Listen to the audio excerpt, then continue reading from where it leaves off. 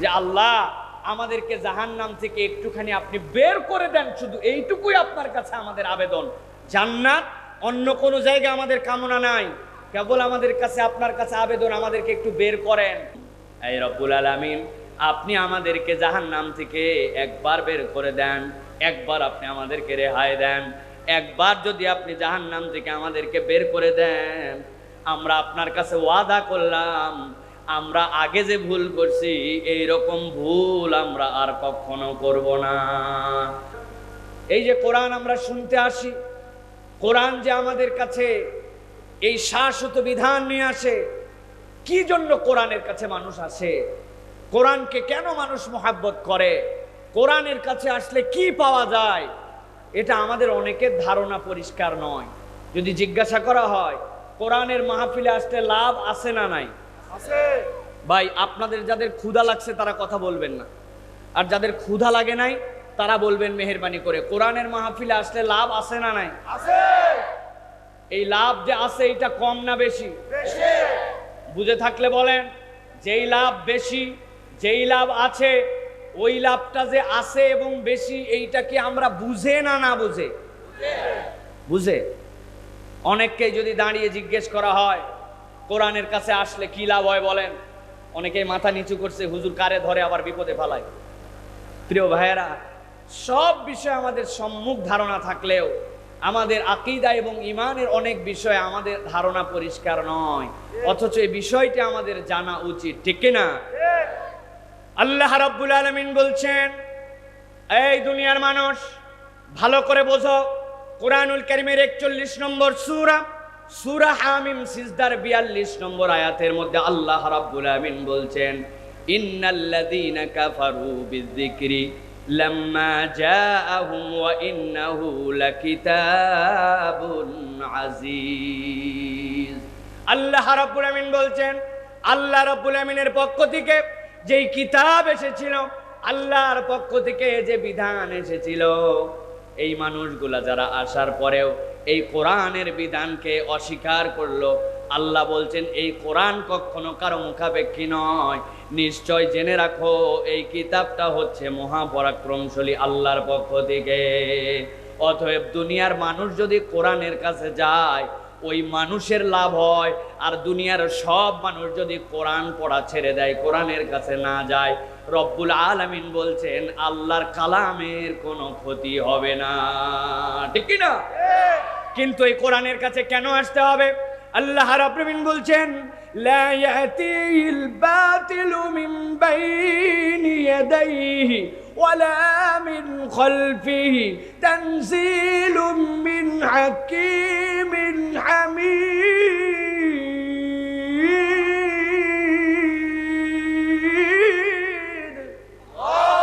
এই দুনিয়ার মানুষ, আল্লাহ রাব্বুল আলামিন চ্যালেঞ্জ দিলেন, লা ইয়াতিহিল বাতিল, এই যে কোরআন তোমাদেরকে দেওয়া হলো, যে কোরআন শোনার জন্য তোমরা আসছো, এই কোরআনের সামনে থেকে, পেছন থেকে, ডান থেকে, বাম থেকে কখনো কোনো বাতিলের মধ্যে প্রবেশ করতে পারবে না, কোরআনের মধ্যে অন্য কিছু ঢুকতে পারবে না। একমাত্র অথেন্টিক বিধান হচ্ছে এই জন্য কোরআন। যেই কোরআনের কাছে তুমি আসবে, ওই কোরআনকে যদি একবার গ্রহণ করে নাও, ওই মানুষটাকেও কোনো বাতিল আঘাত করতে পারবে না, বাতিল তাকে সংস্পর্শ করতে পারবে না। কোরআনওয়ালা মানুষ এই জন্য আল্লাহর কাছে জান্নাতি মানুষ, ঠিক কি না? আপনার দেশের সংবিধান মাঝে মাঝে পরিবর্তন করতে হয়, যারা যার মতো স্বার্থ যখন লাগে তখন পরিবর্তন করে, ইচ্ছা মতো সংস্কার করে, ঠিক কি না? করার পরে ঝামেলা বাড়ে, ঝামেলা কমে না, দিনকে দিন ঝামেলা বেড়ে যায়। কিন্তু আল্লাহ গ্যারান্টি দিলেন, লা ইয়াতিহিল বাতিলু মিন বাইনি ইয়াদাইহি ওয়ালা মিন খালফি, এই কোরআনের ডান বাম সামনে পিছে কোনো জায়গা থেকে কিছু প্রবেশ করতে পারবে না। এটা সংরক্ষণ করার দায়িত্ব আল্লাহ নিয়েছেন। মুফাসসিররা বলছেন এই আয়াত দ্বারা আল্লাহ বোঝাতে চান, কোরআন যদি কারো অন্তরের মধ্যে একবার ঢুকে যায়, আল্লাহ যেরকম কোরআনকে হেফাজত করবেন, বাতিল ঢুকবে না, ওই মানুষের সাথে কোরআন সংশ্লিষ্ট হলে আল্লাহ ওই মানুষকেও সংরক্ষণ করবেন, ওই মানুষ কখনো বিপদগামী হয়ে যাবে না। সুবহানাল্লাহ। ভালো করে বোঝার চেষ্টা করেন। আল্লাহ রাব্বুল আলামিন এই জায়গাতে যে বলেছেন ইন্নাল্লাযীনা কাফারু বিযিকরি, আহসানুল বায়ানের ভিতরে মুফাসসিররা ব্যাখ্যা করছেন এই যে ইন্না যেই শব্দটা, ইন্নার খবর হিসাবে আল্লাহ বলছেন, দুনিয়ার মানুষ ভালো করে বুঝে নাও, ইজা ইউজাজাউনা বিকুফরিহিম হালিকুন, তুমি যদি কোরআন থেকে সরে একবার যদি তুমি কুফরির মধ্যে যাও, কোরআনের বিধানকে তুমি যদি পছন্দ না করো, আল্লাহ বলছেন এই অপছন্দ করার কারণে, এই কুফরি করার কারণে, কোরআন থেকে দূরে সরে যাওয়ার কারণে হালিকুন, ওই মানুষগুলার দুনিয়াও ধ্বংস হবে, আখিরাতও ওই মানুষগুলার বরবাদ হবে। এই জন্য কোরআনওয়ালা মানুষ দুনিয়াতেও সফল, কোরআনওয়ালা মানুষ আখিরাতেও সফল, ঠিক কি না? তাহলে কোরআন শুনতে আসলে লাভ আছে না নাই? এবার বুঝে বলেন, লাভ আছে না নাই? আল্লাহ রাব্বুল আমিন এরপরে বলছেন, এই দুনিয়ার মানুষ ভালো করে বোঝো, এই কোরআনুল কারীম, যেই কোরআনকে তোমাদেরকে ধারণ করতে বললাম, কেন বললেন? আল্লাহ বলছেন ওয়ালা ইয়াতুনা বিমাথালিন ইল্লা জিনাকা বিল হাক্কি ওয়া আহসানা তাফসীরা। সূরা ফুরকানের 33 নম্বর আয়াত। আল্লাহ রাব্বুল আমিন বলছেন, এই দুনিয়ার মানুষ ওয়ালা ইয়াতুনাকা বিমাথালিন ইল্লা জিনাকা বিল হক, এই দুনিয়ার মানুষ তোমাদের কাছে যে কোরআন দেওয়া হয়েছে এইটার কোনো তুলনা নাই। কোরআনের তুলনা আছে? ভালো করে বুঝে বলেন, কোরআনের তুলনা আছে? এখন আপনি যদি বলেন আমাদের সংবিধানে তো চোরের জন্য দণ্ডবিধি আছে, আছে কিনা? আমাদের সংবিধানেও কোনো নারীর সাথে যদি বেইজ্জতি করা হয় তাহলে তার জন্য শাস্তির বিধান আছে কিনা? কিন্তু আপনি যদি কোশ্চিনকালেও একবার এটা বলে ফেলেন যে আমাদের প্রচলিত যে সংবিধান, প্রচলিত যে আইন, এই আইনও ভালোই, কোরআনের আইনও ভালো, কিন্তু যেটা আছে এটাও খারাপ না, মোটামুটি ভেবে চিন্তে সংস্কার করে করে একটা পর্যায়ে আনা হয়েছে, আপনার ঈমান তৎক্ষণাৎ চলে যাবে। আপনি বোঝেন নাই, ভালো করে খেয়াল করেন। আল্লাহ রাব্বুল আলামিন বলছেন ওয়ালা ইয়াতুনাকা বিমাসালিন ইল্লা জিনাকা বিল হাক্কি ওয়া আহসানা তাফসীরা। এই দুনিয়ার মানুষ, আমি আল্লাহ রাব্বুল আমিন তোমার জন্য এমন বিধান দিলাম যেইটার তুলনার কিছুই হতে পারে না, যেইটার সমকক্ষ আর কিছুই হতে পারে না।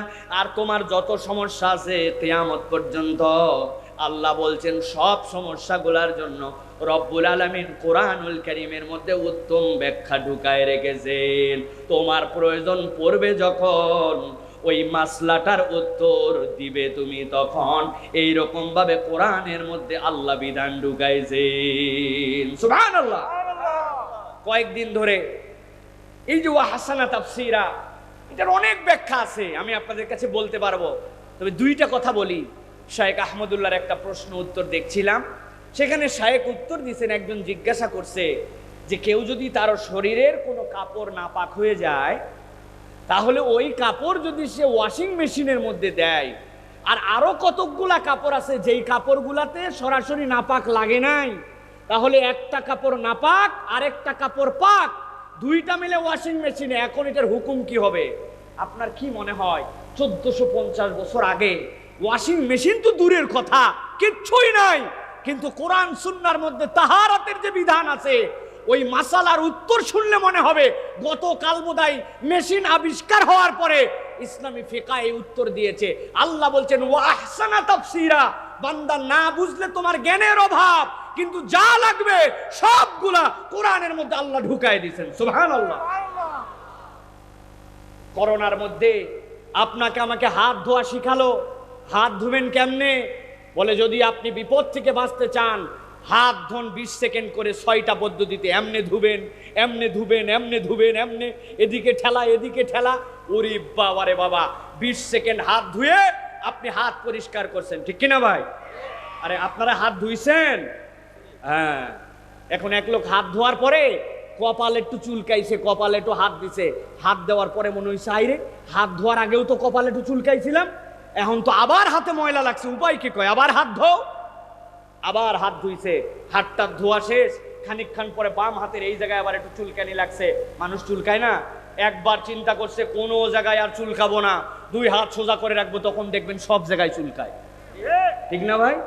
এখন ওই লোকের বাম হাত চুলকাইছে, চুলকানোর পর মনে হয়েছে আরে আমার তো হাত ধোয়ার আগে বাম হাতও একবার চুলকাইছিলাম, তাহলে তো আবার লাগছে আমার হাতের মধ্যে, উপায় কি? কয় আবার হাত ধুতেই থাকো, ধুতেই থাকো, তোর সাবান স্লো নাকি রে?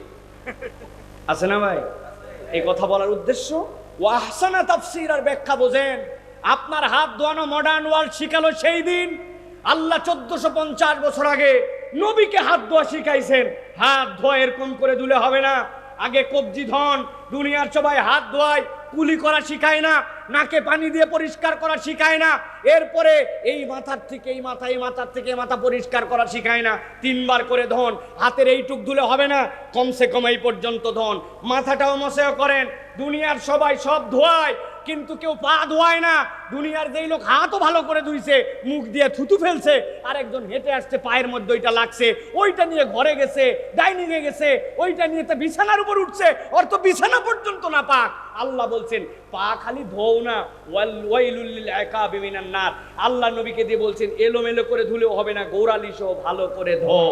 আল্লাহ বলছেন ওয়া আহসানা তাফসীরা, তুমি হাত ধোয়াইছো আজকে, আর আল্লাহ 1450 বছর আগে আল্লাহর বিধান কিয়ামত পর্যন্ত আপডেট, ঠিক কি না? আল্লাহ রাব্বুল আলামিন বলছেন এই যে কোরআনের কাছে আসলে তোমরা, এই কোরআন তোমাদেরকে কি দিবে? এই কোরআনের প্রকৃত কাজ কি হবে? ঠান্ডা মাথায় কথা বুঝে যান।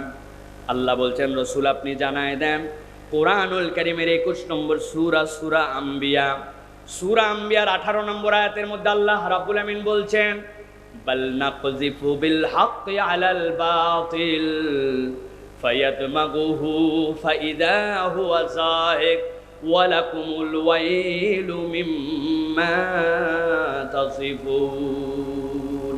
আল্লাহু আকবার। আল্লাহ রাব্বুল আমিন বলছেন এই কোরআন যেটি তোমাদেরকে দেওয়া হলো কি কাজ হবে? আল্লাহ বলছেন বাল নাকযিফু বিল হাক্কি আলাল বাতিল। এই দুনিয়ার মানুষ এই কোরআন আঘাত করবে কোথায় জানো নাকি?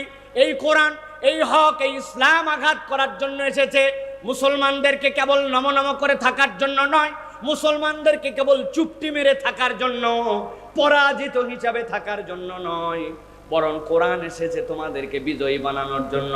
বাল নাকযিফু বিল হাক্কি আলাল বাতিল, এই কোরআন আঘাত করবে বাতিলের উপরে। কেমন আঘাত করবে? আল্লাহ বলছেন ফায়াদমাগুহু ফাইদা হুয়া যাহিক। আরবিতে দমগুন শব্দের অর্থ আঘাত করা, কিন্তু যেমন তেমন আঘাত নয়। দমগুন মানে হচ্ছে এমন আঘাত করা যেইটা মাথার উপরে মারলে ব্রেন পর্যন্ত আঘাতটা লেগে যাবে। আল্লাহ বলছেন ফায়াদমাগু, এমন ভাবে তার ব্রেনের মধ্যে আঘাত করবে, ফাইদা হুয়া যাহিক, এমন ভাবে আঘাত হবে যে বাতিলটা নিশ্চিহ্ন হয়ে যাবে। আল্লাহ রাব্বুল আমিন এই জন্য কোরআন আপনাকে আমাকে দিয়েছেন, কেননা কোরআনের প্রকৃত কাজ হবে এমন পরিবর্তন করা, যেই পরিবর্তন আপনার মেধা আর মগজে হবে। আপনার মেধা আর মগজে পরিবর্তন না হলে প্রকৃত পরিবর্তন সমাজে সম্ভব নয়, ঠিক কি না? যেই লোকের অল্প একটুখানি প্রয়োজন, ওই প্রয়োজনে মসজিদের জুতা চুরি করে একজন, যদি একবার মসজিদের জুতা চোর ধরা পড়ে যায়, লাভ দিয়ে মানুষ চলে যায়। চলতো এত বড় সাহস, মসজিদে জুতা চুরি করতে আসছে, জুতা চোরের গণধোলাই দাও। আপনারাও আগায় যান না ভাই, আপনারাও গণধোলাই দেওয়ার জন্য লাভ দিয়ে উঠে চলে যান। জুতার দাম হয়তো 400, 500, 1000, 2000।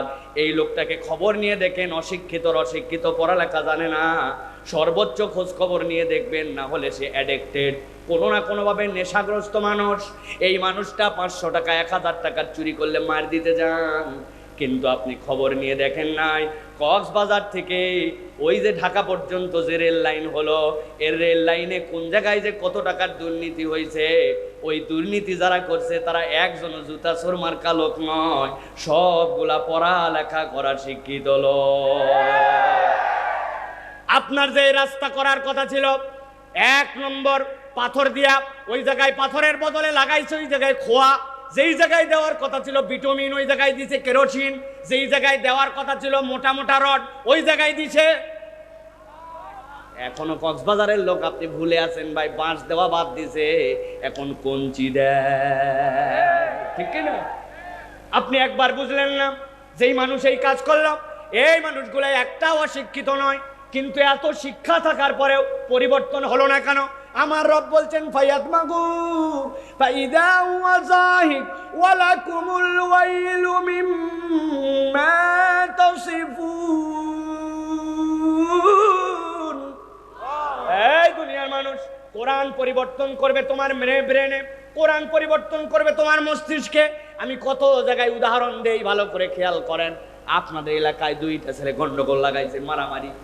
দুইজনের মারামারির এক পর্যায়ে একজন আরেকজনের হাত ভেঙে দিছে। আমার কথা বুঝতেছেন আপনারা? হাত যেই না ভাঙছে, পরে কক্সবাজার হাসপাতালে নিয়ে ভর্তি করছে।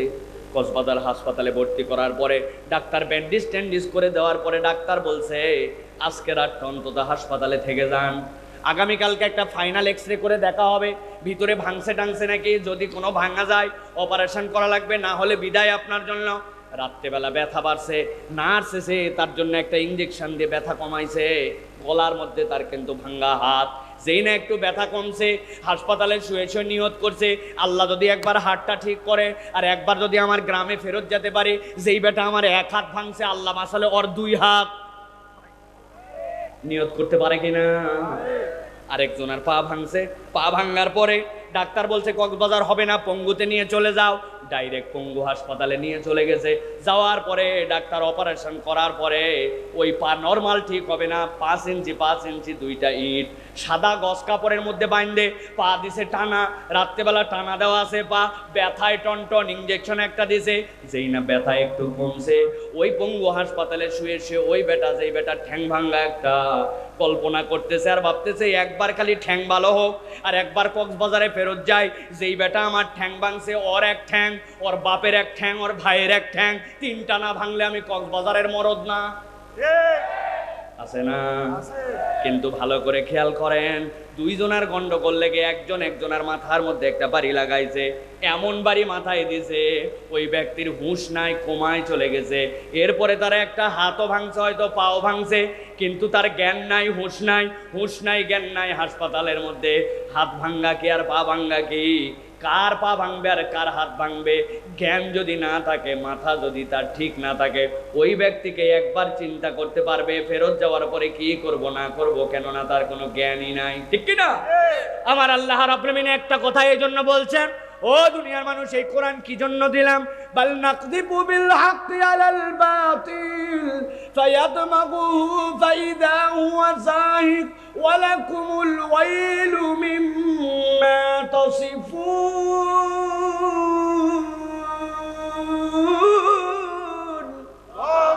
এই দুনিয়ার মানুষ, কোরআন পরিবর্তন করবে। কি পরিবর্তন করবে? বাতিলকে দূর করায় দিবে। আল্লাহ বলছেন ফায়াদমাগুহু, যেমন তেমন, যেমন তেমন জায়গায় নয়, ওর ব্রেনকে পরিবর্তন করাবে, চিন্তাকে পরিবর্তন করাবে, আদর্শকে পরিবর্তন করাবে। একবার যদি আদর্শে পরিবর্তন হয়, ওই ব্যক্তি, ওই গোষ্ঠী চূড়ান্ত পরিবর্তন হবে। ওই জায়গায় আর সিসি ক্যামেরা দেওয়া লাগবে না। তার অন্তর খোদা ভীতির কারণে ও আল্লাহকে ভয় করবে। ঠিক কি না? আল্লাহ বলছেন, আর সাবধান করে দিলাম, ওয়ালাকুমুল ওয়াইলু মিম্মা তাসিফুন। যারা কোরআনের ব্যাপারে উল্টা পাল্টা কথা বলো, মুখ সামলায় কথা বলো, মুখ সামলায় কথা বলো, কোরআনের ব্যাপারে যদি উল্টা পাল্টা কথা বলো, আল্লাহর কাছে যাওয়ার পরে তোমার কিন্তু খবর আছে। ঠিক কি না? কোরআন নিয়ে অনেক উল্টা পাল্টা কথা বলে। প্রিয় ভাইরা, তাহলে কোরআন কি জন্য আসছে? পরিবর্তন করার জন্য। এই যে হাজার হাজার মানুষ আপনারা এসে গেছেন, আপনারা যদি মনে করেন এটা আমাদের জন্য একটা বিনোদনের আয়োজন, 2 গ্রাম মিলে আয়োজন করছে, হাজার হাজার লোক, কালকে যাওয়ার পরে গল্প করবেন আর মোবাইলের ছবি আর ভিডিও দেখাবেন, দেখ বেটা আমাদের মাহফিল, 1-2টা লোক হয়েছে নাকি? লাখ লাখ লোক। আপনি ফুটানি করলেন আর ফজরের নামাজটা পড়লেন না। আল্লাহর দয়া অনেকে এসাও পড়ে আসে নাই, ফজরও যে পড়বে না, তাহলে পরিবর্তন তো খুব হবে। কথা বলেন না? খুব হবে। এই পার্টির লোক কি ভিতরে আছে? হ্যাঁ, এসা পরে আসে নাই, ফজরও পড়বে না, এই পার্টির লোক আছে? কোরআন এই জন্য আসে নাই। কোরআন আপনার মৌলিক চেতনায় পরিবর্তন দিতে আসছে। কোরআনের কথায় যদি আপনার চেতনায় আলোড়ন না আসে, তাহলে এই কোরআন বুঝবেন আপনার ভিতরে ঠিক মতো ঢুকতেছে না, আপনার ইমানের মধ্যে তাহলে নতুন করে নবায়ন করা লাগবে। ঠিক কি না? আল্লাহ আমাদেরকে বোঝার তৌফিক দান করুক, বলেন আল্লাহুম্মা আমিন। প্রিয় ভাইয়েরা, তাহলে এবার উত্তর দেন যে কোরআন শুনলে লাভ আছে না নাই? আছে। কম না বেশি? বুঝে না বুঝে?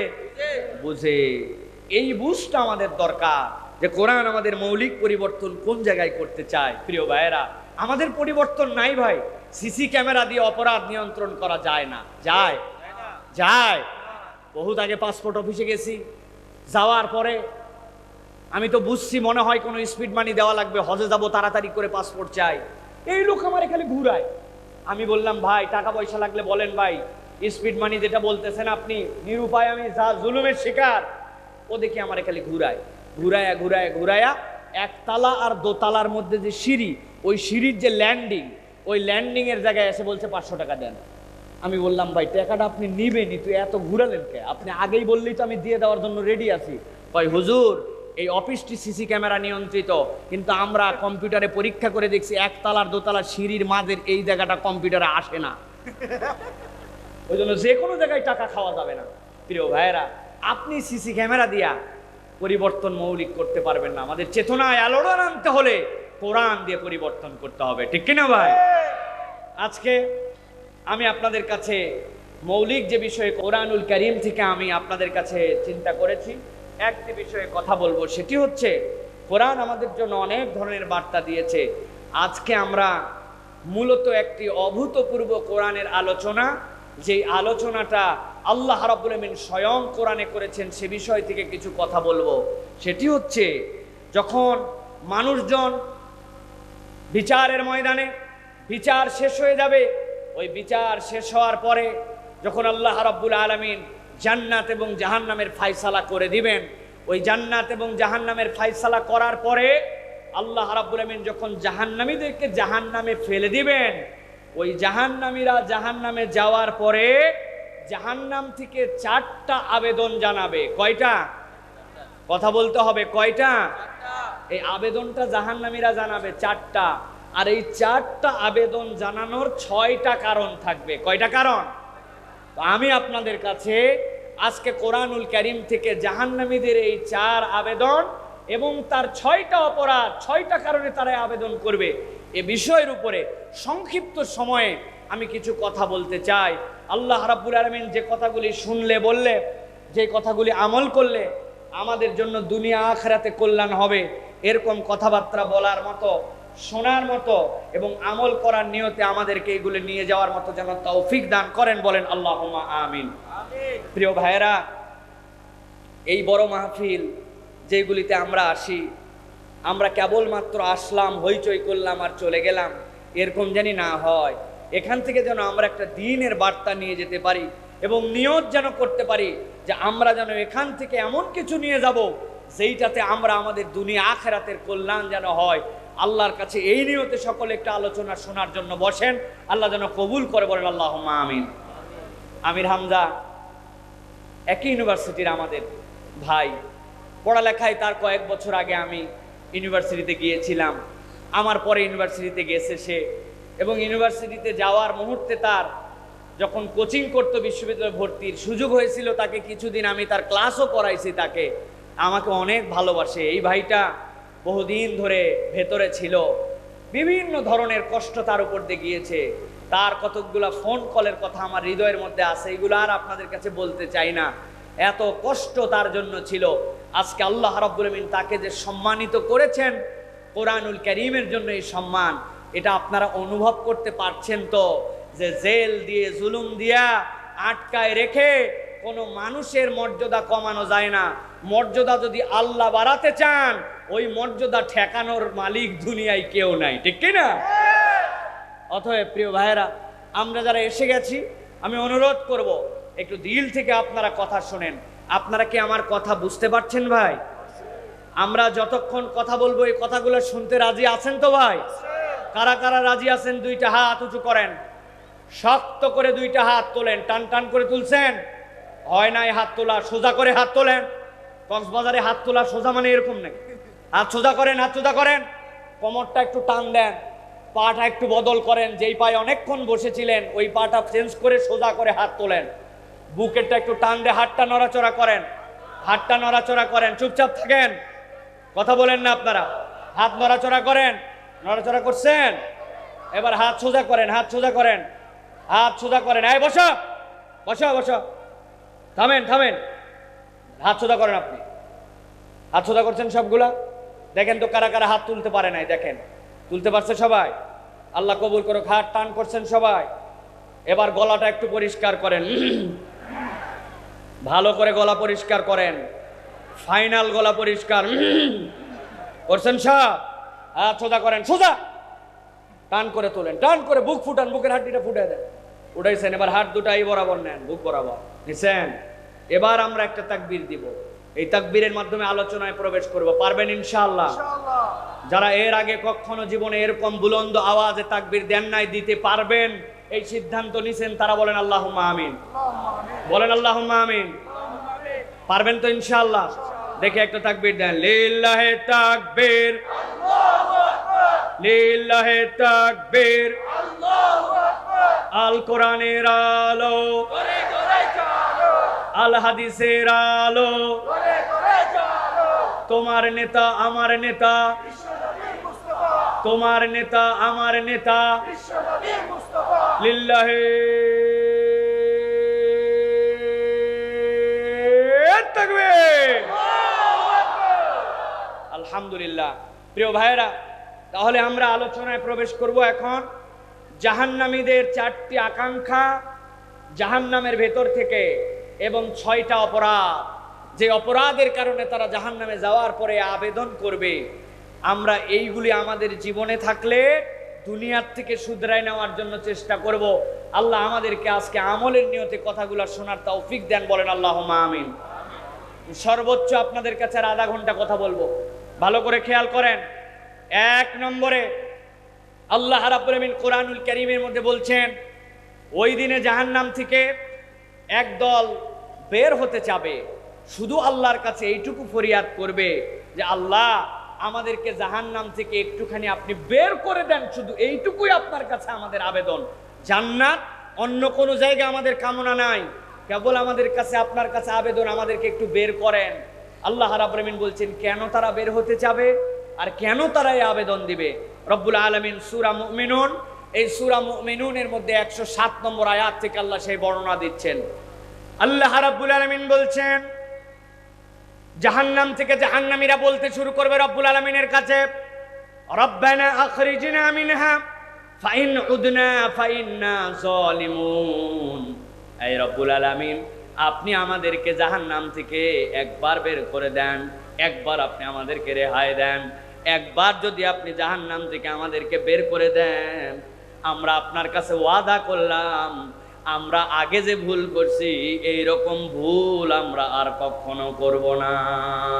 চিৎকার করে উত্তর আপনাদের কাছে শুনতে চাই, জাহান্নামে যাওয়ার পরে ওই ব্যক্তির কি আর দুনিয়াতে ফেরত আসার সুযোগ থাকবে?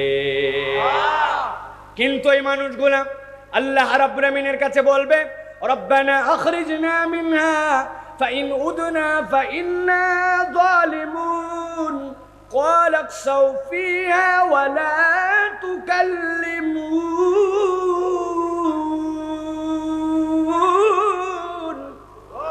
আল্লাহর ফেরেশতারা তাদের কাছে বলবে, এই জাহান্নামীরা, খবরদার কোনো কথা বলবি না, একটুকু কথা বলবি না, সবগুলা চুপ হয়ে যাও। বরং তোমরা যে হীন অবস্থায় আছো, এই হীন অবস্থায় জাহান্নামের মধ্যে থাকো। হাসান বসরি রহমাতুল্লাহি আলাইহি এই আয়াতের তাফসীরের মধ্যে বলছেন, জাহান্নামীরা যে আল্লাহর কাছে বলবে, এই রব্বুল আমিন আপনি আমাদেরকে বের করে দেন। আল্লাহ তাদেরকে যেই বের করে দেন এটাও স্বাভাবিকভাবে বলতে দিবেন না, কেননা জাহান্নামের মধ্যে যাওয়ার পরে তাদের আর কথা বলার কোনো যোগ্যতা থাকবে না। বরং তারা ঘেউ ঘেউ করে কুকুরের মতো একটা শব্দ উচ্চারণ করবে। ওইটা ফেরেশতারা কেবল বুঝতে পারবে। জাহান্নামে যাওয়ার পরে জাহান্নামীদের এটাও শাস্তি হবে যে তারা যেরকম দুনিয়াতে জবান দিয়ে কথা বলতো, ওই জবান দিয়ে তারা আর কথা বলতে পারবে না।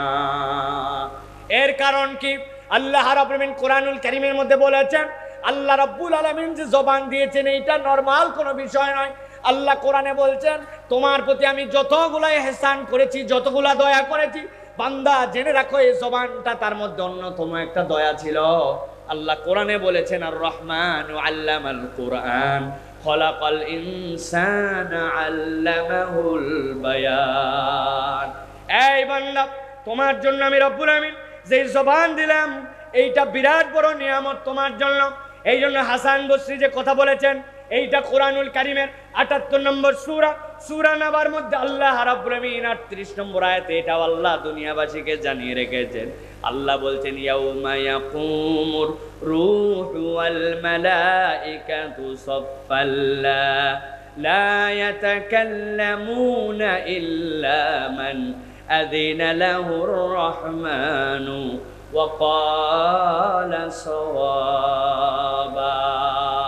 আল্লাহ রাব্বুল আমিন বলছেন, এই দুনিয়ার মানুষ, ওই দিন তুমি তো দূরের কথা, ওই দিন যে রূহ জিবরাইল আমিন সে পর্যন্ত চুপ করে যাবে। আল্লাহ এমন একটা কাতার বানাবেন যেই কাতারের মধ্যে চুপ করে থাকবে, তবে কথা বলতে পারবে সেই ব্যক্তি ইল্লা মানাদিন আলাহুর রহমান, রহমান যাকে অনুরোধ করবেন, রহমান যার জন্য পারমিশন দিবেন, অনুগ্রহ করবেন। আর আল্লাহ রাব্বুল আমিন যখন কাউকে পারমিশন দিবেন, আল্লাহ বলছেন ওয়া ক্বালা সাওয়াবা, ওই দিন যাওয়ার পরে আর ধানাই পানাই কথা বলতে পারবে না, কেবলমাত্র সত্য কথাটাই তার মুখ দিয়ে বের হবে। কেননা ওই সময় তার যে কথা, ওই কথাটা তার এখতিয়ারে হবে না, আল্লাহ রাব্বুল আমিন পারমিশন দিলেই কেবল কথা বলতে পারবে। প্রিয় মুসলমান, এইটা বলার উদ্দেশ্য, দুনিয়ার বুকে আপনি এমন কথা বলেন যেই কথা আল্লাহ আপনাকে বলার অর্ডার দেয় নাই, আপনি এমন মিথ্যা কথা বলেন পুরা দুনিয়াবাসী জানে এটা মিথ্যা, কিন্তু মিডিয়ার আপনি অনর্গল, আপনি মিডিয়ার সামনে মিথ্যা কথা বলেই যাচ্ছেন। আছে কিনা? মিডিয়া ট্রায়াল 10 বার নাকি এক মিথ্যা বললে সত্য হয়ে যায়, এই জন্য আপনি মিথ্যা বলে যান, অন্যায় বলে যান, বাজে কথা বলে যান। আল্লাহ বলছেন, বান্দা সাবধান হয়ে যাও, ও ক্বালা সাওয়াবা, ওই দিন যাওয়ার পরে তোমার মুখ এমন কথা বলবে যে এইটার বক্র কথা হবে না, আল্লাহ যা বলাবেন তাই বলতে হবে। ওই দিন যাওয়ার পরে অপমান থেকে যদি বাঁচতে চাও, এই দুনিয়ার বুকে সিধা কথা বলা শিখে যাও, ঠিক কি না?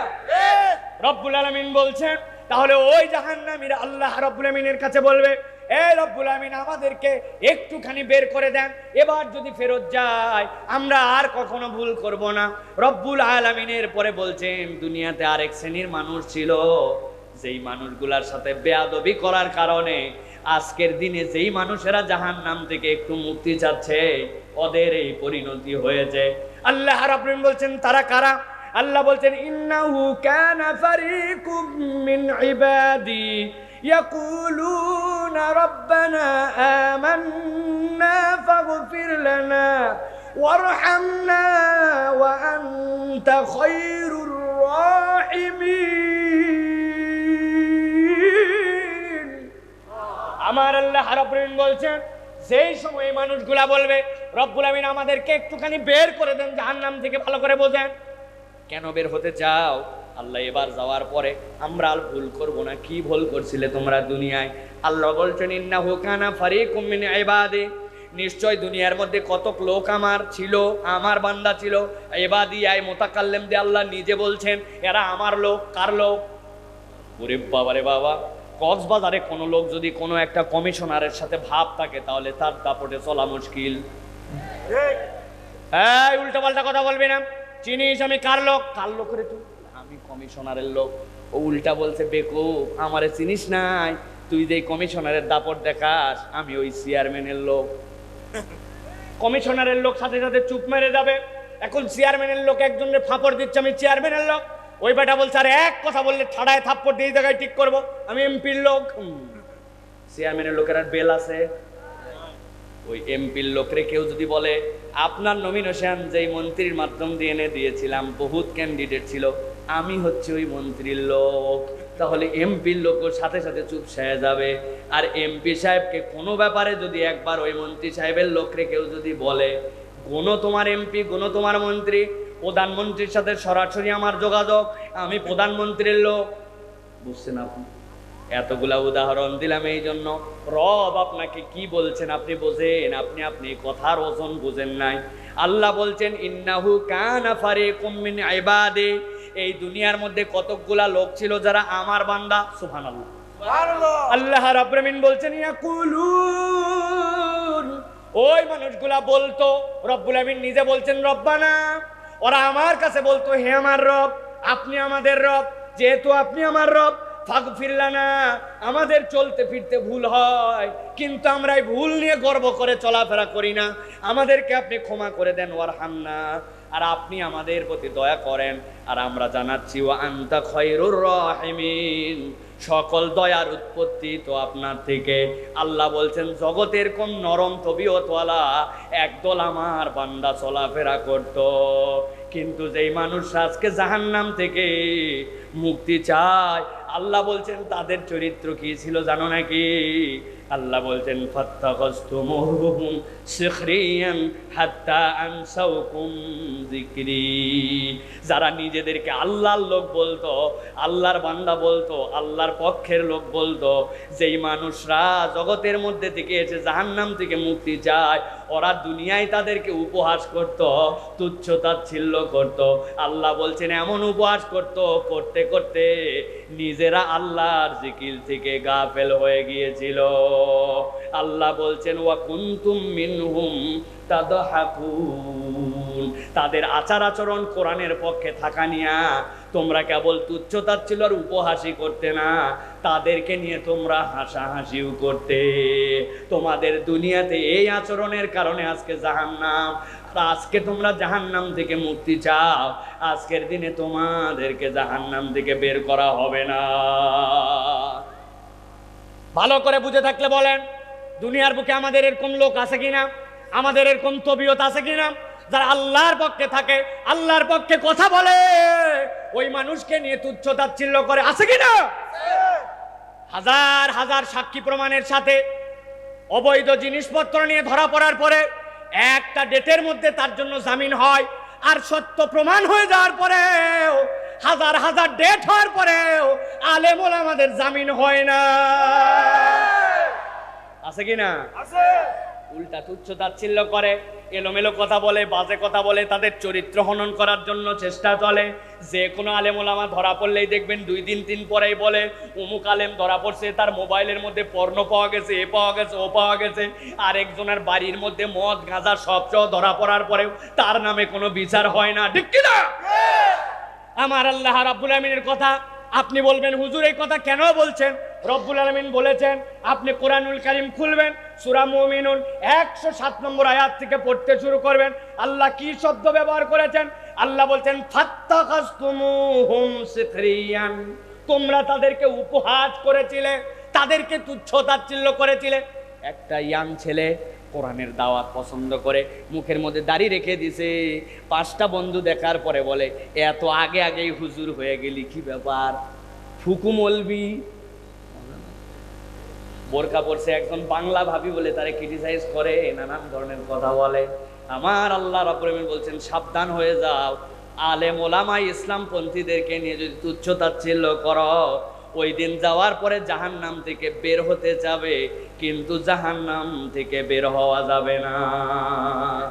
এই জন্য দিন যারা পছন্দ করে, দিনের পক্ষে যারা, আপনি কিছু না পারলে তাদেরকে মোহাব্বত করবেন, পারবেন ইনশাআল্লাহ।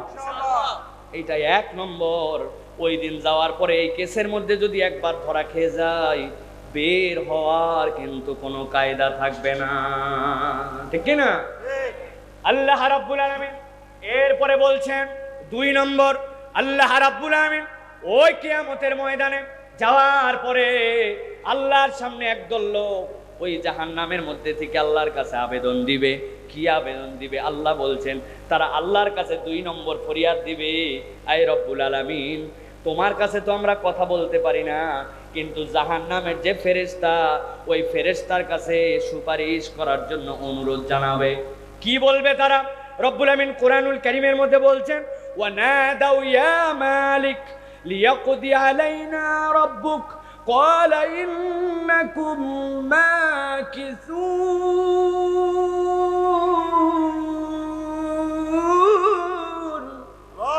আমার আল্লাহ রাব্বুল আমিন বলছেন ওই লোকগুলা, জাহান্নামের যে ফেরেশতা, ওই ফেরেশতার নাম মালিক, ওই ফেরেশতা যে জাহান্নামের গার্ড হিসাবে দায়িত্ব পালন করবে, তার কাছে আসার পরে বলবে তোমার কাছে ছোট্ট একটা আবেদন আছে।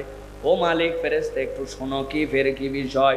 বলছে তোমার কাছে একটা আবেদন, তুমি আল্লাহর কাছে আমাদের হয়ে একটা সুপারিশ করো। কি সুপারিশ? লিয়াকদি আলাইনা রাব্বুক, তোমার রব যেন আমাদের উপর একটা চূড়ান্ত ফয়সালা করে দেন, আমাদেরকে যেন মৃত্যু দিয়ে দেন। আমরা আর এখানে থাকতে চাই না, আমাদের যা সাজা হয়েছে এই সাজাটা আমাদের জন্য কঠিন হয়ে গেছে, সুপারিশ একটুখানি আল্লাহর কাছে করো, আমাদের জন্য যেন জীবনকে সংহার করে দেওয়া হয়, জীবনটা যেন আমাদের জন্য শেষ করে দেওয়া হয়। আল্লাহ রাব্বুল আলামিন বলছেন, ও বান্দা তোমরা কি জানো না ওই হাসরের ময়দানে আসার পরে, তোমরা আজকে যে মৃত্যু চাচ্ছ, ওই হাসরের ময়দানে আসার পরে মৃত্যুকে জবাই করে দেওয়া হয়েছে, এই জায়গাতে আর তোমাদের জন্য জীবন মৃত্যুর খেলা নাই। রব্বুল আলামিন কোরআনুল কারীমের মধ্যে বলেছেন, ইন্না আনযারনাকুম আযাবান করিবা يوم ينظر المرء ما قدمت يداه ويقول الكافر يا ليتني كنت ترابا। আমার আল্লাহ বলছেন, মুসনাদ আহমদের হাদিসের মধ্যে নবীজি ব্যাখ্যা করছেন, আল্লাহ রাব্বুল আলামিন হাসরের ময়দানে সব গরু ছাগল উট ভেড়া যতগুলো আছে সবগুলাকে ময়দানে হাজির করছেন। আপনার বাড়ির যে ছাগলটা ছিল ওই ছাগলটার শিং উঠে গিয়েছিল, শিং উঠার কারণে একসাথে আরেকটা ছাগল তার সাথে চলাফেরা করে, ওইটার শিং উঠে নাই, শিং উঠে নাই জন্য যে এইটার শিং উঠছে ওইটা দিয়ে ওই ছাগল ওই গুতা দিছে মাঠের মধ্যে খাইতে খাইতে। নবীজি বলছেন আল্লাহ রব্বুল আলামিন সব প্রাণীগুলাকে দাঁড় করাবেন, দাঁড় করানোর পরে রব্বুল আলামিন ওইটার বিচার করবেন, যে এইটার শিং ছিল না ওইটার শিং উঠাই দিবেন, দেওয়ার পরে বলবেন তুই এবার গুতা লাগা। ও যেই না গুতা দিবে, গুতা দেওয়ার সাথে সাথে আল্লাহ রব্বুল আলামিন মামলা বরাবর করবেন, বরাবর করার পরে রব্বুল আলামিন নির্দেশ দিবেন এখন সবগুলা মাটি হয়ে যাও, সবগুলা মাটি হয়ে যাবে। এই দৃশ্য দেখার পরে ওই কাফের মুশরিকের দল যারা জাহান্নামের মধ্যে আজকে কঠিন পরিস্থিতির মধ্যে, ওরা আল্লাহর কাছে বলতে শুরু করবে, ইয়া লাইতানি কুনতু তুরাবা, এই রব আজকে যদি আমরা মাটি হয়ে যেতাম। রব্বুল আলামিন বলছেন তারা রব্বুল আলামিনের কাছে এই আবেদন দিবে, যেই না এই আবেদন দিবে আল্লাহ তাদেরকে ফেরেশতাদের দ্বারা জানাবেন, আজকে যে তোমরা এখানে মৃত্যু চাও, এই জায়গায় তো কোনো জীবন নাই, মৃত্যু নাই, কিন্তু এই পরিণতিটা তোমাদের কেন হলো? আল্লাহ কোরআনুল কারীমের মধ্যে বলছেন, লাকাদ জিনাকুম বিল হাক্কি ওয়ালাকিন্না আকসারাকুম লিল হাক্কি কারিহুন। এই দুনিয়ার মানুষ, তোমাদের কাছে তো রব্বুল আলামিনের পক্ষ থেকে একটা হক এসেছিল, আল্লাহর পক্ষ থেকে তোমাদের কাছে রব্বুল আলামিনের যে দ্বীন এসেছিল, ইসলাম এসেছিল, কিন্তু দুনিয়ায় থাকতে বড় বেশি পণ্ডিতি করেছিলে, ওই পণ্ডিতি করে তোমরা আল্লাহর ওই সত্যকে অপছন্দ করেছিলে। ওই দুনিয়ার বুকে সত্যকে অপছন্দ করার কারণে আজকে জাহান্নামে এসেছো, আবার জাহান্নামে আসার পরে মৃত্যু চাও, জাহান্নামের মধ্যে কোনো মৃত্যু নাই। তোমাদের যে শাস্তি দেওয়া হয়েছে এই শাস্তি তোমরা ভোগ করতেই থাকো। আমাদের সমাজের কোন লোক আছে কিনা হক জানার পরেও এই হককে পছন্দ করে না, কোরআনের বিধান ভালো লাগে না, আল্লাহ রসুলের পক্ষে চলতে বলার পরেও বারবার কেবল অপেক্ষার প্রহর গুনায়, এইরকম মানুষ আমাদের সমাজে আছে কিনা? মেহেরবানি করে আছে বলা বাদ দিবেন, এই কনসেপ্ট থেকে আমি বের হয়ে আসছি। আছে নাই বলেন, আমরা আছে বললে শুনতে ভাল লাগে, হ্যাঁ আমার অমুক বন্ধু আছে, অমুক লোকটা আছে, নিজেকে ওই জায়গায় খুঁজে পাওয়া যায় না, আছে বাদ, এরকম লোক তো আমরাই, ঠিক কিনা? আরে বলছে সুদের কারবার ছাড়েন, এই কক্সবাজার অঞ্চলে সুদ এক ভয়াবহ, দাদনের ব্যবসা, এক সিজনে মাছ ধরা আছে এক সিজনে নাই, এক সিজনে লবণের আবাদ আছে এক সিজনে নাই, এখানে দাদনের ব্যবসা চলে। ওনারা বলছে সুদ আল্লাহ হারাম করছেন, মুরব্বী আপনি নামাজ কালাম পড়েন তাও সুদ খান কেন? ও উল্টা বলছে, বেটা এটা কি 1450 বছরের আগের দুনিয়া, this is modern world, import business, export business, ঋণ নিতে গেলে সব জায়গায় এখন সুদ লাগে, সুদ ছাড়া চলা যায় না, বলে না ভাই? বেটা তুমি ইম্পোর্ট এক্সপোর্টের যে কারবার দেখাও ওটা ব্যাংক পর্যন্ত গেছে, কিন্তু তুমি ব্যক্তিগতভাবে যে দাদনের কারবার করো, ব্যক্তিগতভাবে যে সুদে টাকা লাগাও, এখান থেকে তোমার বেঁচে থাকতে সমস্যা কোথায়, ঠিক কিনা? এক লোকের কাছে আমি কত জায়গায় গল্প শোনাই, যে বলছে চাচা 1000 টাকা দেন, বলছে হাতে টাকা নাই, বলছে দেন চাচা 1000 টাকা দেন বাবা, বলছে বললাম হাতে টাকা নাই। খানিকক্ষণ পরে বলছে আপনি ভুল বুঝছেন আমাকে, মনে করছেন এমনি এমনি 1000 টাকা নিব, আজকে কি বার? বৃহস্পতিবার। আজকে বৃহস্পতিবার 1000 টাকা দিবেন, আল্লাহ বাঁচায় রাখলে আগামী রবিবার দিন 1250 টাকা ব্যাক করব। বলছে বেকুব কোথাকার, মানুষের হাতে টাকা থাকে নাকি? ঘরে চল। ঘরে নিয়ে গেছে, ঘরে যাওয়ার পরে বলতেছে 1000 টাকা বের করে দিয়ে লাগলে আরো বল, তোর চাষিও কিন্তু এই ব্যবসা করে, তবে যা করবি তাড়াতাড়ি কর। ছোট দিনের বেলা আমি কিন্তু মাগরিবের নামাজে মসজিদে ধরবো, আসরের নামাজ পড়ে আসি সুদে টাকা লাগায়া মাগরিবের নামাজ মসজিদে ধরতে চায়। এরকম নামধারী দাড়ি টুপিওয়ালা কতকগুলা মুসলমান কিন্তু মুনাফিক আমাদের সমাজে আছে কি নাই? আল্লাহ রাব্বুল আলামিন বলছেন, আমার কথা নয়, ওয়ালাকিন্না আকসারাকুম লিল হাক্কি কারিহুন, অধিকাংশই তোমরা হক যেটা সত্য যেটা এটা অপছন্দ করেছিলে, মনে করেছিলে এছাড়া ব্যবসা চলে না, ঠিক কি না? শুধুমাত্র মিথ্যা বলো না। ও বলছে মিথ্যা ছাড়া আবার ব্যবসা করা যায় নাকি? আপনার মতো চেনা লোক বলে বউনির সময় কেনা দামে মাল দিলাম, 11টার সময় আপনাকে বানাইছে বউনির কাস্টমার, কেনা দাম বলে 400 টাকা বেশি নিছে। ধোকাবাজের ধোকাবাজ, হালাল মাল হালাল সব, মিথ্যা ছাড়তে পারে না, ঠিক কিনা? আছে কিনা? কত বড় দাড়িওয়ালা! আহা, মসজিদ থেকে আসরের নামাজ পড়ে যে ডানে বসছে গিবত কমিটির সেক্রেটারি, বামে বসছে সভাপতি, মধ্যে বসছে ক্যাশিয়ার। এরপরে আলোচনা হচ্ছে গিবত, আসলে ইমাম সাহেবের এই সমস্যা, হুজুরের এই সমস্যা, এই শুনতে শুনতে মধ্যে যে লোক বসে আছে অনেকক্ষণ বলছে যে ভাই সহ্য তো আর করা যায় না, আসলে গিবত করা উচিত নয়, তবে না বলেও পারি না, আল্লাহ মাফ করুক, বলতেই হয়। বুঝছেন আপনি কি টেকনিকে আল্লাহকে পর্যন্ত ধোকা দিতে চায়? আমি যে কত হাজারবার এই কথা বলেছি, না বলে পারি না, বলা উচিত না, আল্লাহ মাফ করুক, আসলেও লোকটা খারাপ। এইরকম ভাবে মরা ভাইয়ের গোস্ত খায়। আল্লাহ বলছেন, এই ওয়ালাকিন্না আকসারাকুম লিল হাক্কি কারিহুন, তুমি না জানতে গীবত করা যাবে না, কিন্তু আমাদের যেরকম বাদাম লবণ ছাড়া ভালো লাগে না, মুসলমানের গীবত ছাড়া 3 জন বসলে সময় পার হয় না, ঠিক কি না? প্রিয় মুসলমান, প্রিয় ভাইয়েরা, এটা তো আমার কথা নয়, এটা আল্লাহ রাব্বুল আলামিনের কথা। আল্লাহ বলছেন ওইখানে যাওয়ার পরে তোমার পরিণতি এমন হবে যে ওইখানে তুমি জাহান্নাম থেকে ওই দিন বলবে, আল্লাহ আমাকে জাহান্নামে মৃত্যু দাও। তোমার তোর মৃত্যু নাই, তোমার অপরাধ ছিল দুনিয়াতে তুমি সত্যকে অপছন্দ করেছো। এই সত্য মানে কোরআন, এই সত্য মানে ইসলাম, এই সত্য মানে আল্লাহর বিধান, ঠিক কি না? সব কথার সাথে ঠিক বললেও একটা কথায় আপনারা আমার সাথে একমত হবেন না। বলবো যদি সাহস দেন তাহলে বলি। নামাজের ইসলাম মানতে রাজি আছে, রোজার ইসলামের সমস্যা নাই, হজ করতেও রাজি আছে, বউরে ইচ্ছা করলে বুড়া বয়সে পর্দাও হয়তো করাবে, কিন্তু যেই না বলবেন এই সমাজ ব্যবস্থার উপর থেকে নিচ পর্যন্ত আল্লাহ রাব্বুল আলামিনের দেখা পদ্ধতি আছে, রাজনীতিও আল্লাহর দাওয়াত অনুযায়ী, আল্লাহর পদ্ধতি অনুযায়ী হতে হবে, দণ্ডবিধিটাও আল্লাহর দেওয়া পথ পদ্ধতি অনুযায়ী হতে হবে। কেউ যদি চুরি করে চোরের বিধানটা আল্লাহর ফয়সালায় হতে হবে, জেনা করলে জেনার বিধান আল্লাহর বিধান অনুযায়ী হতে হবে। তখন নামাজি মুসলমানও বলে এই ইসলাম আমাদের দরকার নাই, আছে কি না? সাবধান হয়ে যান, ইমান মজবুত করেন। বহু জায়গায় বলছি আল্লাহর বিধান কবে কায়েম হবে হবে না, এটা আমার হেডেক না, আমরা চাই, কিন্তু এটা কবে হবে না হবে সেটা জানি না। কিন্তু আপনি যদি আল্লাহর কোনো বিধানকে অপছন্দ করেন আপনার ঈমান চলে যাবে। এই জন্য আপনার নামাজের ইসলাম, রোজার ইসলাম, হজের ইসলাম, জিহাদের ইসলাম, যাকাতের ইসলাম, দণ্ডবিধির ইসলাম, আল্লাহর আইনের ইসলাম সবগুলা মাথায় ঢুকলেও মানতে হবে, না ঢুকলেও স্বীকার করতে হবে, তবেই আপনার ঈমান, নচেত আপনার ঈমান হয় নাই, ঠিক কি না?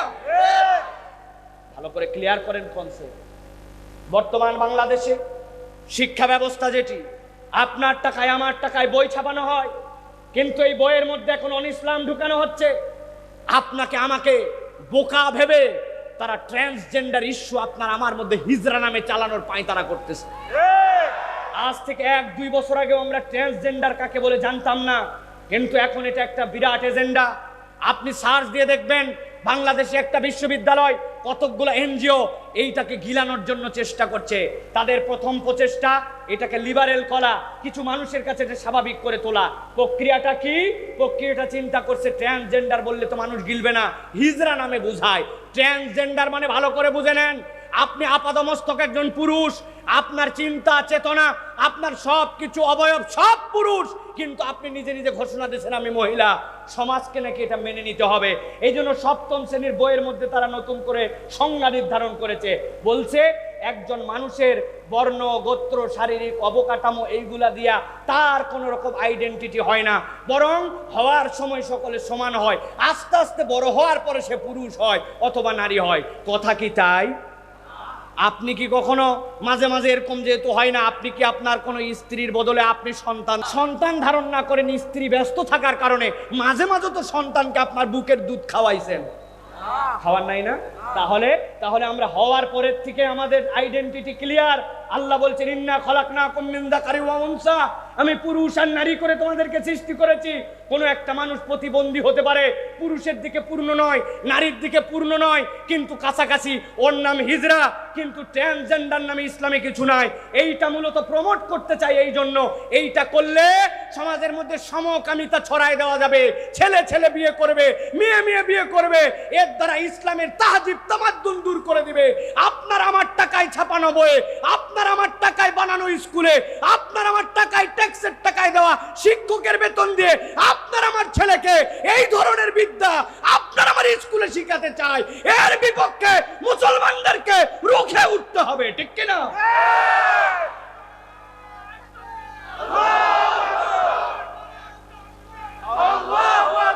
শুধু তাকবীর দিলে হবে না, থামেন, কথা বোঝেন।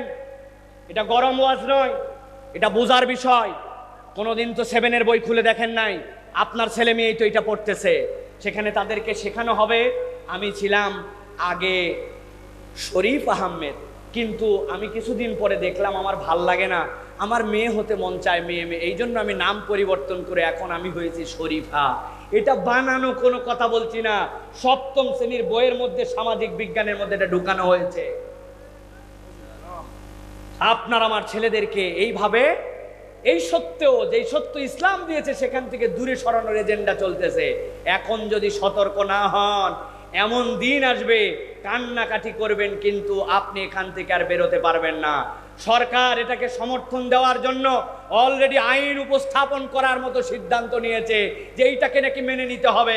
প্রিয় ভাইয়েরা, আমেরিকার মতো জায়গাতে 90 বছর লাগছে এইগুলাকে গিলায় আজকে তার সমাজে যে রন্ধ্রে রন্ধ্রে আজকে বিপদ, সেই বিপদ আপনার আমার উপরে চাপায় দিতে চায়, একদল এজেন্ডা নিয়ে দৌড়াদৌড়ি করে। আপনারা অবাক হবেন আরো শুনলে, প্রিয় ভাইয়েরা, যে তারা এই কার্যক্রম যেগুলি ঘটাচ্ছে, এই কার্যক্রম করার সময় তারা কি বলে, যে যেই সকল হিজরা, এই হিজরাদের নাকি যে স্বাস্থ্য পরীক্ষা হয়, সাম্প্রতিক একটা নিয়োগের ক্ষেত্রে 12 জন হিজরাই নয় ধরা পড়ছে। তারা ধরা পড়ার কারণে তাদেরকে স্বাস্থ্য পরীক্ষায় বাতিল করে দেওয়া হয়েছে, যে তারা তো পুরুষ, ভুয়া হিজরা। এরকম করে তারা সমাজে এইগুলা ঢুকাতে চায়। প্রিয় ভাইয়েরা, আল্লাহ আমাদেরকে এই সকল ফিতনা থেকে হেফাজত করুক, বলেন আল্লাহুম্মা আমিন। আমিন। হামদা আসছে, হামদা আসছে। লিল্লাহে তাকবীর, হয় নাই? লিল্লাহে তাকবীর, লিল্লাহে তাকবীর, আলহামদুলিল্লাহ। আহলান সাহলান মারহাবান। আমাদের প্রিয় ভাই আমির হামজা আলহামদুলিল্লাহ চলে আসছে, মাশাআল্লাহ। আপনারা বসেন, আমি এক্ষুনি শেষ করে দেব ইনশাআল্লাহ, কথা বলবে ইনশাআল্লাহ। কোথায় আমরা কই? বসতে দেন, বসতে দেন।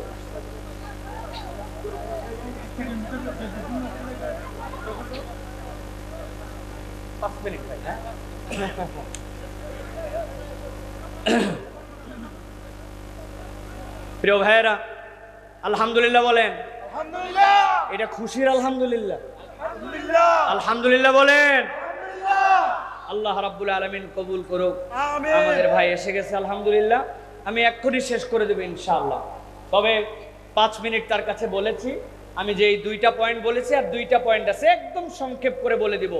জাহান্নামে যাওয়ার পরে ওই মানুষগুলো আল্লাহ রাব্বুল আলামিনের কাছে মুক্তির বার্তা আল্লাহর কাছে চাইবে, কিন্তু আল্লাহ তাদেরকে মুক্ত করবেন না, উল্টা তার কারণ আল্লাহ রাব্বুল আলামিন জানিয়েছেন। 3 নম্বরে, জাহান্নামীরা জাহান্নামে যাওয়ার পরে আল্লাহর কাছে বলবে রব্বুল আলামিন, একদিনের জন্য আমাদেরকে একটু ছাড় দাও। আল্লাহ রাব্বুল আলামিন কুরআনুল কারীমের সূরা গাফিরের মধ্যে বলছেন, ওয়াকাল আল্লাযীনা ফিন-নারি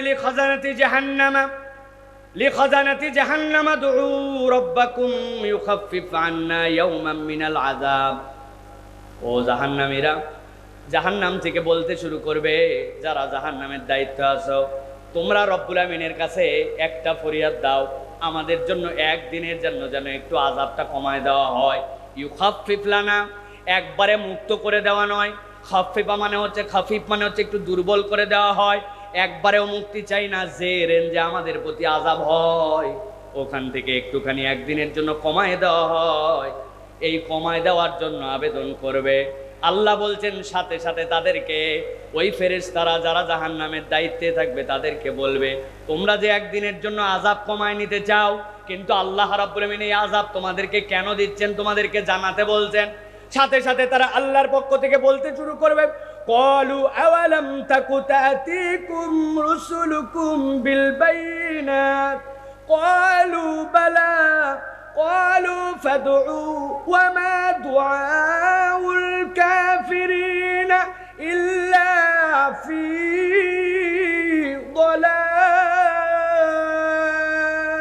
দালাল। আমার আল্লাহ রাব্বুল আমিন বলছেন, এই জাহান্নামীরা, তোমরা যে জাহান্নাম থেকে মুক্ত হতে চাও, একদিনের জন্য আযাবটা একটু কমায় নিতে চাও, আল্লাহ কি তোমাদের কাছে অন্যায়ভাবে আযাব দিচ্ছেন নাকি? অপরাধ কি ছিল? আল্লাহ বলছেন, ক্বালু আওয়ালাম তাকু তাতিকুম রুসুলুকুম বিল বাইনাত, আমি কি তোমাদের কাছে সুস্পষ্ট বিধিবিধান সহ রসুলকে প্রেরণ করি নাই? আমার নবীকে তোমাদেরকে আগেই জানাই নাই? তোমরা যদি এই পরিণতির মধ্যে আসো, এই রকম অবস্থা যদি তোমরা আল্লাহর বিধান আসার পরেও না মানো, কি পরিণতি হতে পারে? আল্লাহ কি তোমাদেরকে জানান নাই? আল্লাহ কুরআনুল কারীমের মধ্যে সূরা ফুরকানের 27 নম্বর আয়াতের মধ্যে এর সাপোর্টে নবীর দ্বারা কথা বলায় নিয়েছেন। আল্লাহ বলছেন, ওই দিন যাওয়ার পরে একদল লোক সবচেয়ে বড় বিপদের মধ্যে থাকবে। আল্লাহ বলছেন, তারা কারা? আল্লাহ বলছেন, ইয়াউমা ইয়া'আদ্দুজ যালিমু আলা ইয়াদাইহি ইয়াকুলু ইয়া লাইতানি ইত্তাখাযতু মা'আর রাসূলি সাবিলা লাকাদ আযাল্লানি আনিয যিকরি বা'দা ইয জাআনি وَكَانَ الشَّيْطَانُ لِلْإِنسَانِ خَذُولًا। এক শ্রেণীর জালেম নিজের হাতের মধ্যে নিজে কামড় দিবে। কোথায় দিবে? আপনাদের কার সাধ্য আছে দেখি তো একটু হাতের মধ্যে কামড় দিয়ে একটা আঙ্গুল আমারে দেন তো, পারবেন ভাই? ওরে বাবারে, নিজের হাতে নিজে কামড় দেওয়া যায় না। আমার তো 3 মেয়ে, আমার ছোট মেয়ের কি যে স্বভাব, খালি যারে পায় তারে কামড় দেয়। ওর মা বলছে বড় সাংঘাতিক, মেহমান আসছে, তার কাছে কোলের মধ্যে যায় পায়ের মধ্যে কামড় দিয়ে দিছে, তুমি দেখো তো কেমনে সারানো যায়। আমি চিন্তা করলাম দেখি তো কেমনে এটা দূর করা যায়। পরে ডাক দিয়ে বলছে, ওর ছোটটার নাম হচ্ছে দোয়া। দোয়া মা এদিকায় দৌড়ায় আসছে, ওর একটা আঙ্গুল নিছে, আমার একটা আঙ্গুল, 2টা আঙ্গুল নেওয়ার পরে ওর মুখের মধ্যে ঢুকাই দিছি। ঢুকায় দেওয়ার পরে যেই আঙ্গুলটা ওর ওই দিকে দিছি, উপরে দিয়ে বললাম, মা দে কামড়। দেখি আস্তে করে কামড় দেয়, কামড় জোরে দেয় না। তার মানে ছোট্ট একটু মাসুম বাচ্চা 3 বছরের, ও বোঝে নিজের আঙ্গুলে নিজে কামড়ানো যাবে না, ঠিক কি না? কিন্তু আমার আল্লাহ রাব্বুল আমিন বলছেন, ইয়াউমা ইয়া'আদ্দুজ যালিমু আলা ইয়াদাইহি ইয়াকুলু ইয়া লাইতানি ইত্তাখাযতু মা'আর রাসূলি সাবিলা। এই রব্বুল আলামিন, আজকের দিনে আমরা যদি রসুলের সাথী হইতাম, আল্লাহ নবী যেভাবে আমাদেরকে চলতে বলেছিলেন, যেই হক বার্তা দিয়েছিলেন, ওইটা অস্বীকার করার কারণে আজকে জালেম হয়ে গেছি আমরা। তারা নিজের হাতে নিজে কামড় দিয়ে দিয়ে আফসোস করবে। আল্লাহ বলছেন, ওই দিনের আফসোসে তোমাদের কোনো দাম নাই। আল্লাহ এই জন্য তাদেরকে বলে দিচ্ছেন, ক্বালু আওয়ালাম তাকু তাতিকুম রুসুলুকুম বিল বাইনাত, তোমাদের কাছে দাওয়াত আসছিল কিনা? রসুল কি সুস্পষ্ট বিধান আনে নাই? আল্লাহ তাদের মধ্যে বলাই নিবেন, ক্বালু বালা। তারা বলবে, হ্যাঁ আল্লাহ, নবী আসছিলেন, বার্তা আসছিল, আলেম ওলামা বহুবার আমাদেরকে বুঝাইছে, হাজার হাজার মাহফিল হয়েছে, কিন্তু আমরা কথা কানে নেই নাই। আল্লাহ বলছেন, ক্বালু ফাদউ ডাকতে থাকো, ডাকতে থাকো। ওয়ামা দুআউল কাফিরিনা ইল্লা ফি দলাল। আজকের দিনে যারা জাহান্নামে গেছে তাদের এই ডাক ব্যর্থতা ছাড়া আর কিছু নয়। তাহলে আজকের মাহফিল থেকে শপথ নেন, নবীর সুন্নাত, নবীর বিধান যদি জেনে যান আর কোনোভাবেই সেইটা ত্যাগ করা যাবে না, ঠিক কি না? তাহলে আজকের মাহফিল থেকে দাড়ি রাখবো না কাটার সিদ্ধান্ত নিয়ে যাব। ভালো করে বুঝে বলেন, দাড়ি রাখবো না কাটবো? কতদিন ওলামায়ে কেরাম বলে গেল, মা আসফালা মিনাল কাবাইনি ইজারি ফিন্নার, তোমার টাকনুর নিচে যা গেল ওইটা জাহান্নামে যাবে। 1000 দিন শোনার পরেও টাকনুর উপরে কাপড় ওঠে না, ঠিক কি না? কারণ কি? কারণ ও বোঝে নাই যে আল্লাহ কোরআনে এমন একটা সাংঘাতিক আয়াত দিয়েছেন, ভালো করে খেয়াল করেন। ওয়া ইন্নাকা লা আলা খুলুকিন আযীম। আলেম ওলামা বুঝবেন ওয়া ইন্নাকা কেন আসলো, লা আলা লাগে কিনা এই জায়গায়, আলা খুলুকিন আযীম। প্রিয় মুসলমান, অনুরোধ করে বলছি ভালো করে বুঝেন, কলিজাটা জুড়ায় দিয়া, অন্তরটাকে খুলে দিয়া বোঝেন। বারবার বলতেছি আপনাদের কাছে এই কথা। আপনার দোকানদারি আপনি করেন, ধান চাল যে আপনি মাপেন, আপনার জন্য বাটকারা আছে। কেউ যদি বলে আমি একটা অর্ধেক ইট ভেঙে আমার একদিকে শেরপাল্লায় তুলে দিছি, এটাই ঠিক আছে, এই ওজনে আপনি মাপ নেন। আপনি বলবেন কমও নিতে চাই না, বেশিও নিতে চাই না, কিন্তু খবরদার আমাকে ওজনের যে অরিজিনাল মাপ ওইটার মাপে আপনাকে আমার জিনিস দিতে হবে, ঠিক কি না? এইটার সবচেয়ে সংক্ষিপ্ত তাফসীর হচ্ছে, নবী হচ্ছেন আপনার আমার জন্য আদর্শের মানদণ্ড। নবীর তরিকা অনুযায়ী হলে আল্লাহর কাছে গ্র্যান্ড হবে, আর নবীর তরিকা অনুযায়ী না হলে দুনিয়ার সবাই যদি তার পক্ষে থাকে আল্লাহর কাছে তার কোনো দাম নাই, ঠিক কি না? অতএব সুস্পষ্ট বিধান আসার পরে এইটার কোনোভাবেই অমান্য করা যাবে না। অনেক কথা আছে। সর্বশেষ 4 নম্বর, আল্লাহ রাব্বুল আমিন বলছেন জাহান্নামীরা জাহান্নামের মধ্যে থেকে একটা আবদার করবে।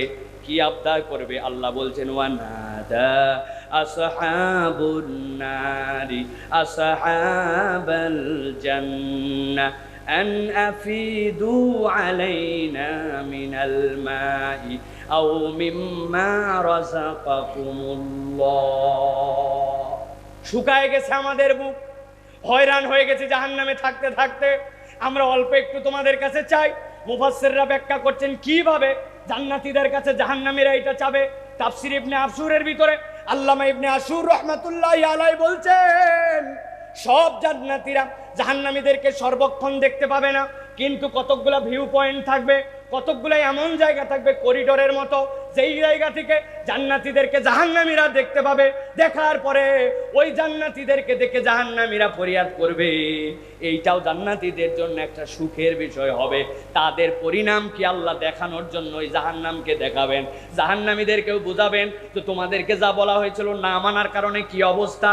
তারা বলবে ও জান্নাতীরা কিচ্ছু চাই না, নাফিদু আলাইনা মিনাল মা, তোমাদের তো পানির কোনো অভাব নাই। তাহতিয়াল আনহার, নহর 1 বছর, নাহার আন 2 বছর, আনহার জমায় তাকসির, এইটার পরিমাণ কত জানি না। ওখান থেকে একটু পানি দাও আর একটু আমাদের জন্য খাদ্য দাও। আমাদের ছাতিগুলা শুকায় গেল। আল্লাহ রাব্বুল আমিন বলছেন ক্বালু ইন্নাল্লাহ হাররামাহুমা আলাল কাফিরিন। জান্নাতীরা বলবে তোমাদের জন্য অল্প একটু পানি, অল্প একটু যেটা চেয়েছো, আমাদের অজস্র থাকার পরেও জাহান্নামীদের জন্য আল্লাহ এটা হারাম করেছে। এরপরে কারণ ব্যাখ্যা করবে তারা কেন এই পানিটা চাইলো আর কেন তাদেরকে দেওয়া গেল না। রব্বুল আলামিন বলছেন আল্লাযীনা ইত্তাখাযু দীনাহুম লাহওয়ান ওয়া লাইবা ওয়া গররাতুহুমুল হায়াতুদ দুনিয়া ফালইয়াওমা নানসাহুম কামা নাসু লিকা ইয়াওমিহিম হাযা ওয়ামা কানু বিআয়াতিনা ইয়াজহাদুন। আমার রব্বুল আলামিন বলছেন তাদেরকে বলা হবে তোমাদের অপরাধ ছিল 3 ধরনের। আল্লাযীনা ইত্তাখাযু দীনাহুম লাহওয়া ওয়া লাইবা, তারা তাদের দিনকে খেল তামাশা মনে করেছিল। যতটুকু আমার মন পছন্দ হয় ততটুক পর্যন্ত ইসলাম পালন করি। বিয়ের মধ্যে ইজা আবার কবুল আমার মেয়ের বিয়েতে আছে, আবার গান বাজনাও আছে। ইজাব আর কবুলের সাথে দেনমোহর লোক দেখানো আছে, আবার কৌশলে যৌতুক খাওয়াও আছে। হাজী সাহেব আপনাদের কিছু লাগবে নাকি? ডাকমি হাজী সাহেবের উল্টা পাল্টা বলেন, জামাইরা আছে তাদের সাথে কথা বলে নেন। জামাই বলছে হাজী সাহেব কাল্লা যা দিছে কিচ্ছু লাগবে না, তবে আপনাদের মেয়েকে বিয়ে দেওয়ার পর ঢাকায় নিয়ে যাবে, ওখানে যাওয়ার পরে বড় একটা স্ক্রিন যদি দেন আপনার মেয়ে দেখবে, বড় একটা ফ্রিজ দিলে, আমাদের এলাকার থেকে ছোট ছোট মাছ টাছ ধরে দিলে ওখানে আপনার মেয়ে রাখবে, ইয়ামাহা এফজেডএস দিলে আপনার মেয়েকে নিয়ে ঘুরবে। ওরা বলছে বুঝে ফেলছে আপনাদের আসলে কোনো চাহিদাই নেই, আছে না? আল্লাহ বলছেন বিয়ের মধ্যে ইজাব আর কবুলের ইসলাম মানছো, কিন্তু আল্লাহর বাকি যে বিধান আছে ওইগুলা মানো নাই। দিনের প্রত্যেকটা ক্ষেত্রে আমাদের জীবনে এরকম আছে। আল্লাহ বলছেন তোমরা এই দিনকে এরকম করে গ্রহণ করেছো খেলতামাশা, ওয়া গররাতহুমুল হায়াতুদ দুনিয়া, আর দুনিয়ার মধ্যে এমন মোহে ঢুকেছো, দুনিয়ার মরিচিকায় তোমরা আক্রান্ত হয়ে গিয়েছিলে। আল্লাহ বলছেন ফালিয়াউমা নানসাহুম কামা নাসু লিকা ইয়াউমিহিম হাদা, তোমরা যেরকম আল্লাহর সাক্ষাৎ ভুলে গিয়েছিলে আল্লাহ আজকে তোমাদেরকে ছেড়ে দিবেন। ওয়ামা কানু বিআয়াতিনা ইয়াজহাদুন। প্রিয় মুসলমান, আমার কথা শেষ, আমি আর কথা বাড়াবো না। 4টা পয়েন্টে আপনাদের কাছে বলেছি, আবার স্মরণ করাই দেই। জাহান্নাম থেকে বের হতে যাবে, কিন্তু আল্লাহ বের করবেন না, তার অপরাধ থাকবে ওই দিন। দুনিয়ার বুকে যারা যারা আল্লাহকে মানে তাদেরকে তুচ্ছ তাচ্ছিল্য করবে, যারা এদের পরিণতি হবে ভয়ঙ্কর। 2 নম্বরে যেই মানুষগুলা মৃত্যু যাবে জাহান্নামের মধ্যে, তাদের মৃত্যু আর আসবে না, কিন্তু এই অপরাধ তাদের এই জন্য ছিল দুনিয়ায় আল্লাহর বিধান তারা নেয় নাই। 3 নম্বরে ওই মানুষগুলো একদিন জাহান্নামের থেকে মুক্তি চাবে, আল্লাহ মুক্ত করবেন না। আল্লাহ নবীকে যে আল্লাহ বিধান দিয়েছিলেন ওই বিধান তারা প্রকাশ্য বিধান স্পষ্ট হওয়ার পরেও মানে নাই, এই পরিণতি তাদের জন্য। সর্বশেষ যেই মানুষগুলা আল্লাহর দিনকে খেলতামাশা হিসেবে গ্রহণ করবে, ওই দিন যাওয়ার পরে তাদের থেকে বড় বিপদে আর কেউ পড়বে না। সর্বশেষে একটা কথা জিজ্ঞাসা করে আলোচনা শেষ করব, আমাদের জন্য কিয়ামতের দিবস কি কায়েম হয়ে গেছে? কথা বলেন, কিয়ামত কায়েম হয়ে গেছে? আল্লাহ কি জান্নাতি আর জাহান্নামীদেরকে ঢুকায় দিছে? তাহলে এই আলোচনাটার লাভ কি? আল্লাহ যে রহমান, তিনি এই প্রশ্নটা ফাঁস করে দিয়েছেন, এই অপরাধগুলোর থেকে বান্দা বেঁচে থাকো। আল্লাহ একটা বান্দাকেও জাহান্নামে ঢুকাতে চান না, জান্নাতে দিতে চান। এই জন্য আগেই জানায় দিয়েছেন যে ওইখানে যাওয়ার পরে কিন্তু প্রশ্ন উত্তরটা এরকম হবে, এইগুলার থেকে মুক্ত হও, জান্নাতে ঢুকে যাও। আল্লাহ আমাদেরকে তৌফিক দান করেন, বলেন আল্লাহুম্মা আমিন। আল্লাহ আমাদের আশা ভরসাকে কবুল করেন, বলেন আল্লাহুম্মা আমিন। হাদা মা ইনদি ওয়াল ইলমু ইনদাল্লাহ। সুবহানাকাল্লাহুম্মা ওয়া বিহামদিকা আশহাদু আল্লা ইলাহা ইল্লা আনতা আস্তাগফিরুকা ওয়া আতুবু